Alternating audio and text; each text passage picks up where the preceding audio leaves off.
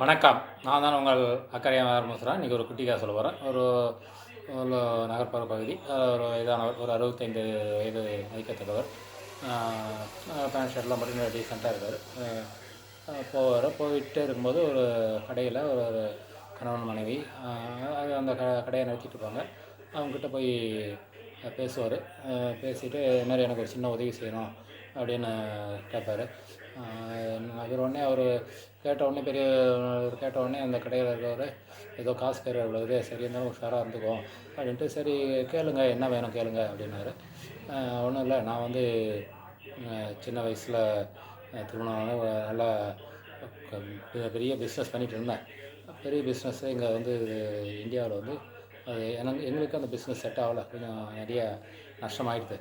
வேறு வழியும் இல்லாமல் குழந்தைகள்லாம் இருக்குது. அதனால் நான் வந்து வெளிநாட்டுக்கு போய் ஒரு வேலையில் சேர்ந்தேன். அங்கே போய் வேலையில் சேர்ந்து நிறைய நல்லா சம்பாரித்து பணத்தை அனுப்பிச்சு ஒரு 20-25 வருஷம் அங்கே தான் வேலை செஞ்சேன்.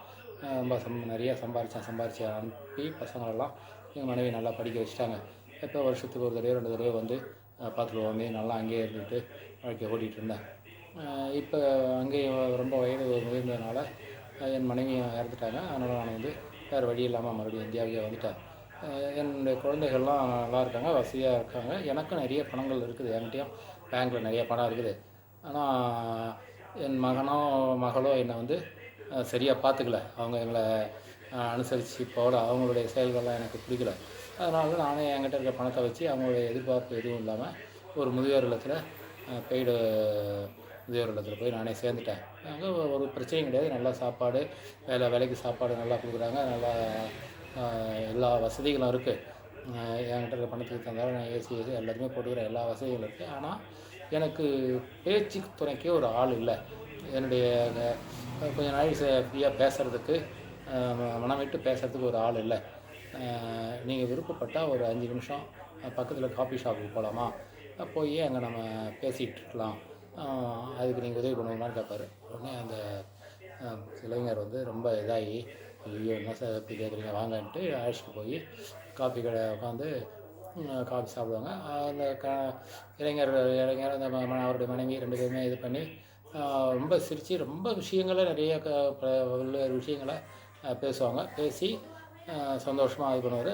இது பண்ணதுக்கப்புறமே காசை வந்து அவங்க கொடுக்க வருவாங்க அந்த இளைஞர்கள். அதில் நீங்கள் கொடுக்காதீங்க, நான் கொடுக்குறேன் காசுன்ட்டு அந்த காஃபி ஷாப்புக்கு உண்டான அந்த செலவுக்கு உண்டான காசையும் அவரே கொடுத்துட்டு, உடனே அவர் ஓகே இன்றைக்கி போதும், நான் மறுபடியும் வரும்போதெல்லாம் எனக்கு இந்த உதவி மட்டும் பண்ணால் போதுங்க அப்படின்னு சொல்லுவார். சொல்லிவிட்டு உடனே அந்த இதிலே என்னுடைய ஃப்ரெண்டு வந்து முதியோர் இல்லத்தில் ரெடியாக காத்துக்கிட்டு இருப்பாங்க.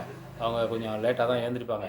அவங்களுக்கு போய் நான் காஃபி பிஸ்கெட்லாம் வாங்கி கொடுக்கணும் அப்படின்ட்டு சொல்லுவார். அதாவது அவங்க மனைவியில் அவங்கள வயதானவர்கள், அவங்க ஒரு வயதான பெண்மணி வாங்கி கொடுக்கணும். அப்போ ஒரு நெகிழ்ச்சியான விஷயங்கள் அவருக்கு அதுவே அவங்களுக்கு ஒரு அன்பை பரிமாறுவதற்கு ஒரு ஆள் இருந்தால் போதுன்ற நிலைமையில் தான் இருக்காங்க.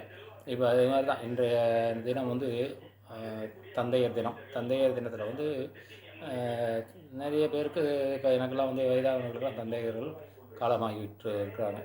நிறைய குழந்தைகள் இருப்பாங்க.